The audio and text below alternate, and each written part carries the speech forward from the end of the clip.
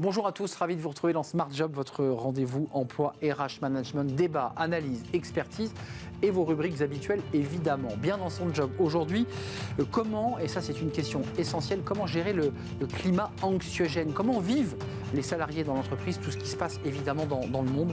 On va en parler dans quelques instants avec Camille Puech, il est le CEO de Quali Social, il est notre invité. Le Cercle RH est un grand entretien pour parler du coworking avec Christophe Burkhardt, directeur général d'IWG, marque connue aussi sous le sigle Regus dans Paris. Comment se porte le coworking? Comment ça s'est passé finalement après la crise Covid? Est-ce que le coworking est devenu un élément de notre paysage urbain? Et vous verrez, pas seulement urbain d'ailleurs, dans les campagnes, eh bien, certains installent aussi des coworking. Fenêtre sur l'emploi, le sentiment d'appartenance, s'adapter au profil de ses salariés. Ça, c'est un sujet important. Appartenir à une entreprise. On en parlera avec Rebecca Beati, elle est senior marketing manager Europe du Sud chez Pléo. Voilà le programme. Tout de suite, c'est bien dans son job.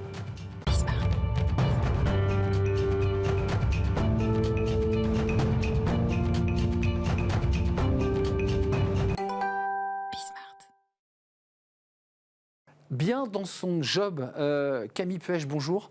Bonjour Arnaud. CEO de Quali Social, qui est une entreprise qui est vraiment dans le care, qui est dans l'accompagnement psychologique, l'accompagnement des salariés. D'abord, un mot quand même, parce que c'est intéressant, votre entreprise, elle est en prise directe avec l'état d'esprit des salariés. Comment ils se portent, nos salariés, aujourd'hui ? Les salariés sont à l'image de la population française, en fait. Malheureusement, la Covid a provoqué une hausse des troubles anxieux et des troubles dépressifs. On a fait x2 sur la part des Français en état anxieux et en état dépressif. C'est un petit peu redescendu au début de la Covid, mais c'est remonté tout de suite après avec le climat anxiogène que l'économie et la société vit depuis la fin de la Covid, en fait. On a la crise en Ukraine. La crise énergétique, pour la lier d'ailleurs, puisque ça a généré beaucoup d'inquiétudes sur comment je me chauffe, est-ce que je mets un gros pull? Et puis on a évidemment ce conflit entre le groupe terroriste Hamas et l'État d'Israël. Oui. Est-ce que les salariés en parlent? Est-ce que c'est quelque chose qui vient accentuer un peu plus la situation psychologique dans laquelle ils sont? Oui, alors déjà, il y a aussi un autre élément, c'est que toutes ces crises provoquent une nécessité forte de transformation de l'économie. On a une crise financière aussi, avec une forte inflation, une hausse des taux. Donc toutes les entreprises sont en ce moment dans des schémas de transformation lourds, sur lesquels vient se rajouter ce climat anxiogène de tensions géostratégiques qu'on retrouve dans plusieurs endroits sur Terre malheureusement. Et aujourd'hui, l'actualité est omniprésente sur ces sujets, les salariés le vivent. Mais dans votre entreprise et dans tous ceux qui travaillent chez Quali Social, ça se manifeste comment? J'ai peur de prendre le métro, je peux venir au travail, je veux rester dans mon isolement et chez moi parce que dès que je sors, j'ai peur d'un attentat. Est-ce que ça se manifeste comme ça? Alors, en fait, tous les métiers n'ont pas la même exposition et vivent pas les choses de la même manière. Ce qui se passe, c'est qu'à partir du moment où on a une crainte en l'avenir ou en ce qui va nous arriver, se développe un mécanisme de protection qui s'appelle les troubles anxieux. Les troubles anxieux, les premiers symptômes, c'est les troubles du sommeil. Les troubles du sommeil, ça génère de la fatigue. Et la fatigue, baisse des défenses immunitaires, dégradation de la santé physique et mentale. Et le repli sur soi, effectivement, qui est un des symptômes qui arrivent naturellement sur cette situation. Donc après, ça peut se manifester chez certains individus sur le métro, parce qu'on a connu par le passé des attentats dans les métros. Et effectivement, c'est un lieu de crainte, une zone de crainte. Et ça se manifeste dans d'autres métiers sur même l'incapacité à aller au travail. Je pense aux professeurs qui ont été directement impactés par la situation. Et aujourd'hui, effectivement, quand on est professeur, on se demande qu'est-ce qui va se passer sur son lieu de travail. Professeur d'histoire, je pense évidemment à eux en particulier. Venons-en à votre action. Qu'est-ce qu'on fait? De l'écoute, de l'accompagnement. Comment on fait là pour remettre les gens en selle? En fait, la première étape, et ce qui est souvent oublié ou qui est mal fait, c'est de reconnaître la situation. Déjà, de reconnaître la situation et de permettre d'en parler. De parler de la situation permet déjà de désamorcer les troubles anxieux. Les troubles anxieux, c'est un mécanisme de protection, c'est naturel. Maintenant, les incidences des troubles anxieux sont gênantes. Et en parler permet d'accepter la situation et de commencer à travailler pour Donc on a fait une partie du chemin. On fait une partie du chemin en parlant. En verbalisant le fait qu'on est anxieux. Parce que vous nous dites quand même que c'est un sujet un peu tabou chez les salariés. On le garde pour soi. La santé mentale est un sujet intime et en plus, est un sujet tabou en France. On le garde pour soi. Et il y a un autre effet malheureux, c'est qu'on se dit, bon ben ça ne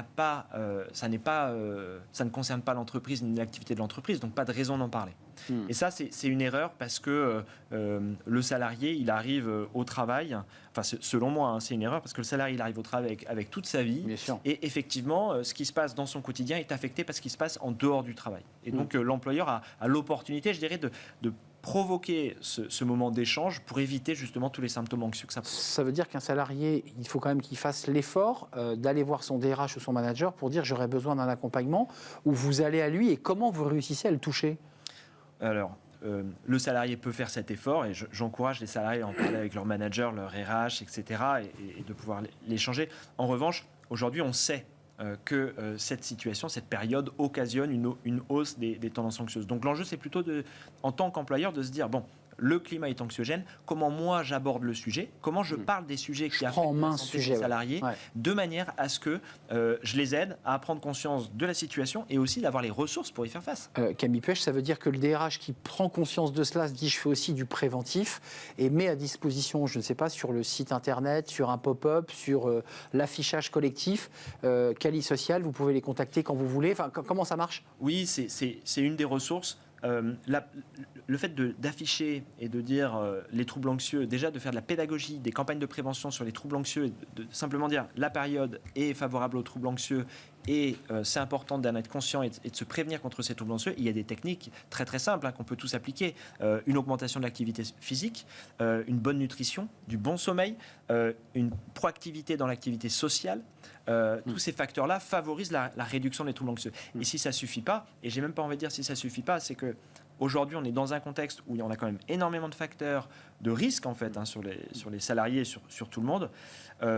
C'est pas au moment où tout va mal qu'on va voir le psychologue. Vaut mieux, comme un sportif, il va avant la blessure. Voilà, c'est avant la blessure. Pour éviter d'être blessé. Pas une fois que je suis blessé, je vais aller voir le médecin. Non, c'est je vois mon médecin pour éviter d'être blessé, pour avoir des bons comportements et le jour J ne pas justement être mal. Avant de nous quitter, parmi l'augmentation, et vous le dites, le nombre de cas a augmenté, pas uniquement d'ailleurs lié aux guerres, mais à l'inflation, aux angoisses diverses et variées.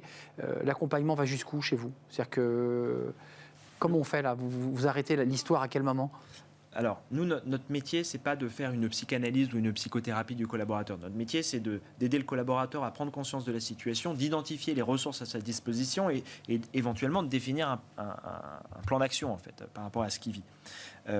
Et c'est là que ça s'arrête. Après, il y a un point, somme toute, où je pense qu'il y a un avant et un après, et maintenant, il va falloir vivre avec ça, c'est il y a un climat de peur auquel la société française est particulièrement pas habitués et c'est un cas particulier qu'on a été isolé des variations économiques, des tensions, etc.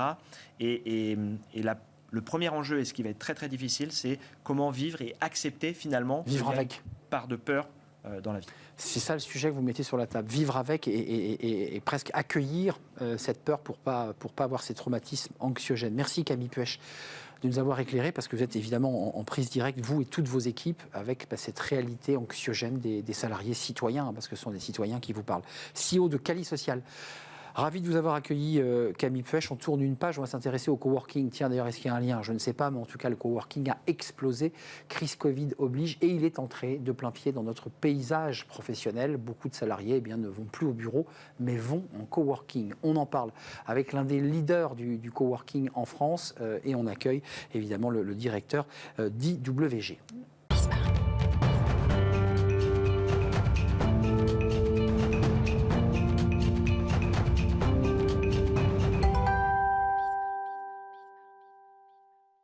Le Cercle RH et un grand entretien avec Christophe Burkhardt, directeur général d'IWG France. Alors, IWG France, c'est une marque que vous connaissez, mais vous connaissez Regus, qui est une marque, quand vous circulez dans Paris, que vous voyez, qui est affichée. On va parler avec lui, évidemment, du coworking, de la manière dont les travailleurs, les salariés, les collaborateurs se sont emparés du coworking. Merci d'être avec nous, Christophe. D'abord, un petit mot sur l'environnement global, parce que quand on regarde les chiffres, il y a une concurrence très forte dans vos métiers. On voit que tout le monde accélère, et vous en particulier, parce que mondialement, je crois que vous ouvrez 612 ou un peu plus de 600 sites, et qu'en France, vous accélérez, et ce qui est très original, c'est que vous accélérez sur des villes moyennes. C'est ça la stratégie aujourd'hui du coworking? Alors c'est la stratégie d'IWG en tout cas. Effectivement, on a signé un peu plus de 600 nouveaux centres qui vont ouvrir dans les années qui arrivent depuis le début de l'année. On en aura signé à peu près 1000 à la fin de l'année 2023, ce qui est important parce qu'on a commencé l'année avec 3500 sites, donc 1000 de plus. C'est quasiment une croissance de 30% du réseau, donc c'est notable. Alors j'ai vu qu'il y avait des villes, alors c'est pas des petites villes, mais j'ai vu qu'il y avait Brest, qu'il y avait des villes plus petites. Mais en tout cas, le message que vous envoyez, c'est que vous n'êtes plus concentré sur les grandes villes françaises, mais que vous êtes parti du principe qu'il y avait des besoins aussi sur des zones intermédiaires. C'est ça votre pari ou votre défi, je ne sais pas. Oui, en fait nous, on accueille les entreprises qui viennent travailler chez nous plutôt qu'elles le fassent elles-mêmes. Donc on a une forme d'hôtel d'entreprise.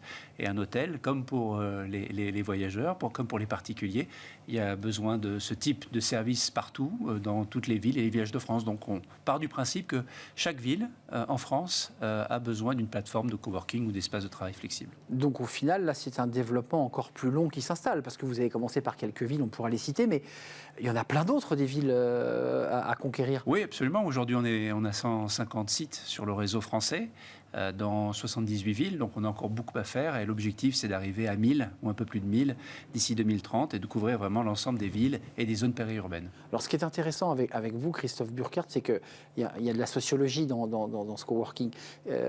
Vous les avez vus évoluer, ces salariés, comment vous les observez, qui sont-ils et comment ils ont évolué depuis la crise Covid, ces salariés? C'est tout à fait ça, c'est un phénomène sociétal, hein, la vie au travail, c'est ce qui nous occupe quelquefois la majeure partie du temps, donc il convient de s'en occuper.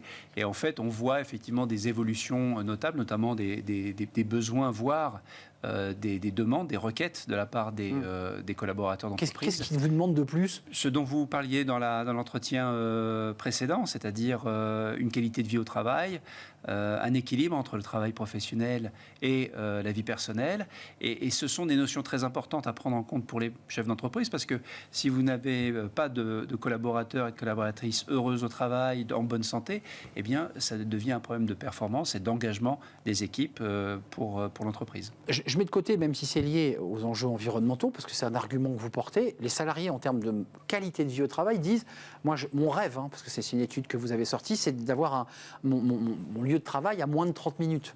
C'est un peu le défi que vous lancez aussi, c'est de dire aux salariés, à moins de 30 minutes de chez toi, tu pourras avoir un bureau, un ordinateur et une condition de travail qui sont plutôt agréables. C'est ça l'objectif? Oui, en fait, quand les gens vous disent « j'ai pas forcément envie de travailler, d'aller en tout cas sur le lieu de l'entreprise, j'ai plutôt envie de travailler chez moi », en fait, les gens n'aiment pas travailler de chez eux, en tout cas pas tous. Ce qui leur pose un problème, ce sont les transports. Donc lorsque vous leur imposez de venir tous les jours en prenant votre voiture ou en prenant les transports en commun et que vous perdez du temps, que ce n'est pas une expérience positive, eh bien vous vous dites « j'ai plutôt envie de travailler chez moi ». Donc en fait, l'idéal, c'est de proposer un espace de travail professionnel sur lequel vous allez rencontrer un certain nombre d'autres entreprises, d'autres entrepreneurs, qui va venir en fait entre le meilleur des deux mondes, proche de chez soi, avec un certain niveau de service que l'on retrouve généralement au sein des entreprises. Et donc ce compromis-là, c'est probablement le plus efficace. Flex office, coworking, les profils, c'est quoi? C'est des jeunes? Parce que pendant le Covid, les jeunes voulaient aller au bureau, on s'en souvient, paradoxalement. Ils voulaient aller retrouver leurs copains. C'est quoi le profil des coworkers? Alors les jeunes voulaient aller au travail parce que souvent ils ont des studios et que c'est pas super sympa de rester toute la journée dans les studios. Non, les profils de coworkers, alors moi je préfère parler d'espace de travail flexible, parce que dans un site Regus ou Spaces, vous avez cité quelques marques, vous allez retrouver des espaces de coworking, c'est-à-dire des espaces où les entreprises partagent le même lieu, mais ça représente à peu près 20% du site. Généralement, on trouve des zones qui sont privatisées pour les entreprises. Mais pour répondre à votre question, c'est à peu près un tiers de professions libérales et de TPE qui viennent chez nous parce qu'elles n'ont absolument pas envie de s'occuper des services généraux, de l'accueil, de l'informatique. Un tiers à peu près d'entreprises à forte croissance, donc des start-up, des scale-up qui n'ont pas la possibilité de prendre un bail conventionnel sur lequel il faut s'engager pendant 6 ou 9 ans et qui ont besoin de pousser les murs en fonction de leur développement. Et puis un dernier tiers qui sont les grandes entreprises. On a sur le CAC 40, on a 37 entreprises qui sont nos clients, qui viennent nous utiliser pour avoir un complément à leur empreinte immobilière propre. Vous parliez par exemple tout à l'heure des villes secondaires. mentionné Brest par exemple. Lorsque vous avez une grande entreprise comme Engie ou comme Total qui vous demande des lieux de travail pour leurs équipes, c'est pas à Paris, c'est pas à Lyon, c'est pas à Nantes, ils y sont déjà.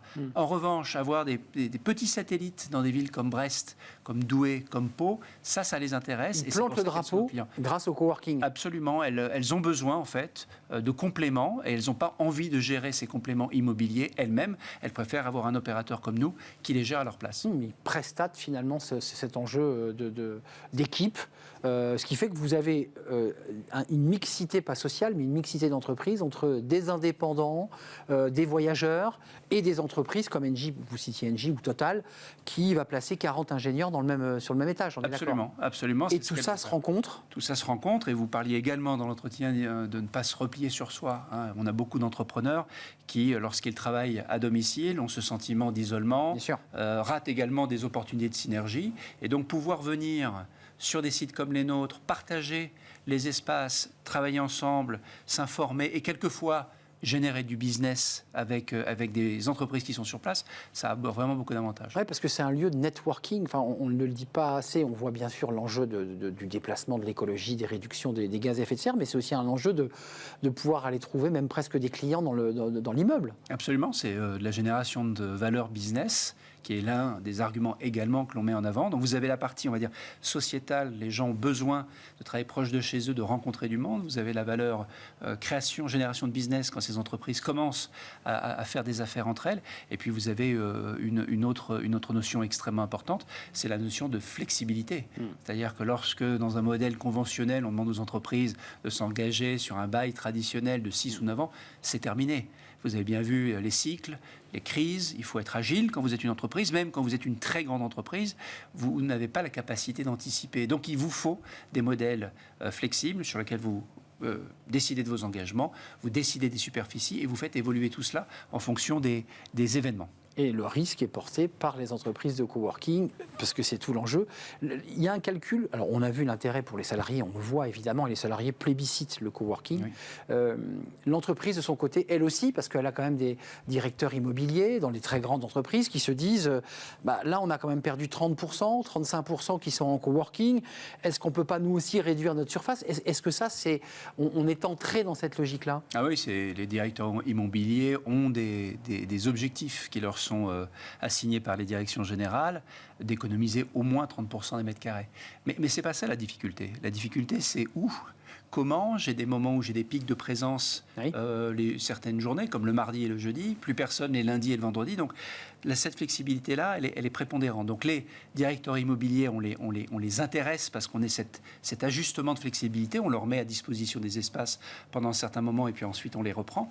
Mais les directeurs financiers sont nos meilleurs amis depuis quelque temps parce qu'on a fait des études qui montrent que passer dans un modèle hybride, c'est-à-dire donner la possibilité aux collaborateurs de travailler de chez lui, de travailler d'un site comme le nôtre et de venir 2 à 3 jours par semaine sur le lieu de l'entreprise, ces modèles hybrides, donc hybridation des lieux de travail, permettent de faire des économies d'à peu près 10 000 euros par an et par employé. Et par salarié. Voilà, et par salarié. Donc ça intéresse fortement les directeurs financiers qui ont besoin de diminuer les coûts et de les variabiliser.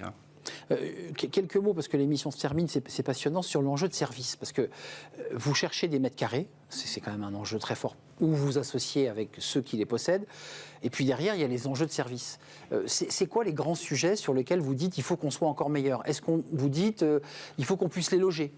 Il faut qu'on puisse les nourrir intégralement avec du 3 étoiles en allant jusqu'au burger. Enfin, je dis n'importe quoi. Il faut que la salle de musculation soit accompagnée d'un coach. C'est quoi les enjeux là, du coworking ? Alors, vous avez des enjeux au sein des sites. C'est vrai qu'il faut évidemment que les services de base fonctionnent bien, la réception, l'informatique, l'accueil, etc. Ça, c'est le classique. Ça, c'est le classique. Vous avez de plus en plus de services de bien-être et de restauration qui viennent dans ces sites-là, mais souvent, ces sites sont situés au sein de quartiers où finalement, si vous voulez faire du sport, vous allez avoir un centre de fitness qui sera extrêmement complet, un bon restaurant à côté, etc. Donc, le vrai challenge pour nous, c'est d'aller plus loin dans ce phénomène d'utilisation de l'immobilier et des espaces de travail comme d'un service qui serait une forme de on-demand. C'est-à-dire qu'aujourd'hui, lorsque vous prenez un bureau, vous venez dans votre bureau, c'est votre bureau. Ce qu'on est en train de lancer, c'est je vais sur un site j'utilise un espace de travail, je fais un check-in, je fais un check-out à la sortie, et mon entreprise est facturée du temps passé. Et donc là, on arrive sur des notions d'optimisation et de flexibilité extrêmement fortes. À l'heure. Voilà, à l'heure. Et donc, c'est plutôt sur ces choses-là qu'on travaille. Et c'est pour ça que... Tout dans la carte. Tout dans la carte, c'est une notion de cloud, de l'espace de travail. J'utilise ce dont j'ai besoin et je paye uniquement ce que j'ai utilisé. Donc, les entreprises sont demandeuses de cela, c'est-à-dire d'optimiser au plus près, de ne pas louer à la journée, comme ça pouvait se faire, ou à la demi-journée, globalement, c'est les offres, mais de louer, si j'ai besoin d'une demi-heure de ce bureau, je l'aurai et je le paye qu'une demi-heure. Exactement. Et si j'en ai besoin 2 mois, j'utilise pendant 2 mois et je le paye pendant 2 mois. C'est quoi l'idée? C'est à la fois de répondre aux besoins et aussi de se démarquer de la concurrence, parce que dans votre business, la concurrence, elle est forte. Elle est forte, elle est de plus en plus forte. Je pense qu'il y a certaines zones où il y a presque plus d'inventaire que de demandes. Donc il va y avoir, dans les mois qui arrivent, avec le contexte économique un peu tendu, des rationalisations. Donc on fait tout, nous, pour traverser cette... Vous faites partie des leaders, il faut quand même le dire. On est le leader. Alors on est plus gros, mais on essaye surtout d'être le meilleur. C'est vraiment le challenge. Et l'idée, évidemment, c'est de traverser les enjeux qui sont devant nous sur ce marché qui est en train de se rationaliser.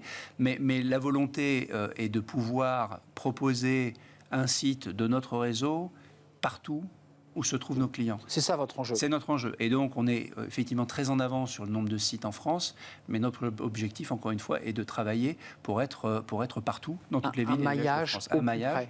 Et on le fait différemment, c'est-à-dire que de plus en plus de propriétaires et d'investisseurs immobiliers nous disent moi, j'ai besoin d'un service comme le vôtre au sein de mon bâtiment.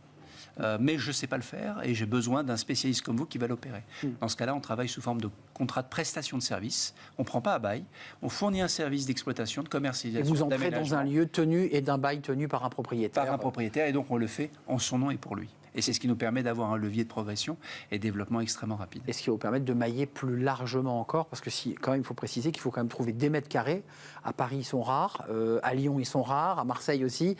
C'est ça la difficulté aussi de ceux qui sont dans ces métiers. Oui, mais pour nous, le challenge, comme je vous l'ai dit, c'est comment est-ce qu'on s'installe à Brest, comment on s'installe à Pau, à Douai, à Metz, dans toutes ces villes et dans les zones périurbaines, parce que vous avez des entrepreneurs et des entreprises qui sont là-bas, qui n'ont pas forcément accès à ce type de service. Et c'est là où, pour nous, le challenge est le plus important. C'est de la marque employeur aussi pour l'entreprise dans ses fiches de poste. Parfois, on le voit de plus en plus, avec possibilité de coworking, qui est un élément en plus pour attirer les talents. Merci Christophe Burkhard d'être venu nous rendre visite. Directeur général d'IWG France. Oui. C'est bien ça votre titre, parce que j'ai plus la fiche devant mes yeux. Vous avez vu 2 têtes. Bravo. Pas mal. Merci de nous avoir rendu visite et bon déploiement dans tout le territoire. On termine notre émission avec Fenêtre sur l'emploi.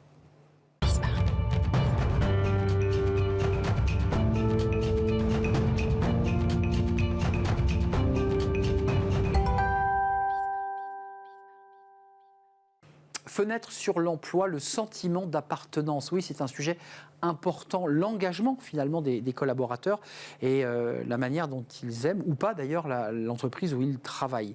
On en parle avec Rebecca Beati. Bonjour Rebecca. Bonjour. Ravi de vous accueillir. Vous êtes Senior Marketing Manager Europe du Sud. Tout à fait. Très, très grand.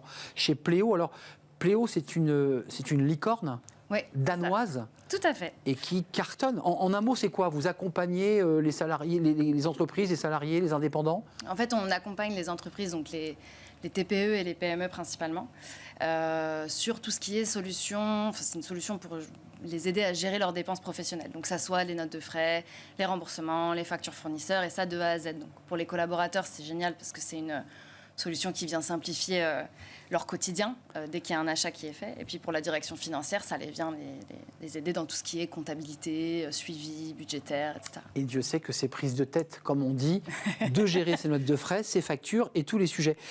Le sujet d'aujourd'hui, c'est le sentiment d'appartenance. Alors, j'évoquais la licorne danoise. J'imagine que la culture d'entreprise, on parle des entreprises du Nord, du modèle nordique. Est-ce qu'il y a un peu de ça aussi dans ce sujet de l'appartenance, ou est-ce que c'est le Pleo typiquement français, avec une stratégie typiquement française? Je pense qu'il y a un côté un petit peu effectivement danois, mais aussi je pense qu'on voit beaucoup ça dans tout ce qui est industrie des nouvelles technologies. Donc aujourd'hui, Pleo s'inscrit complètement dans l'industrie, les fintech, la tech en général, où en fait ce sentiment d'appartenance au travail, il est très important. Mais en fait, au-delà du sentiment d'appartenance, pour moi, c'est lié beaucoup à tout ce qui est donner un sens au travail. Et on sait aujourd'hui que Enfin voilà, il y a toutes les nouvelles générations qui arrivent sur le marché du travail pour qui, aujourd'hui, finalement, avoir un sens à son travail, c'est plus important presque que le salaire. Ou aussi important. Ou aussi important, en tout cas, que le salaire. On fait comment chez vous? Parce que vous dites, et ça c'est un peu votre philosophie, qu'il faut aussi s'adapter.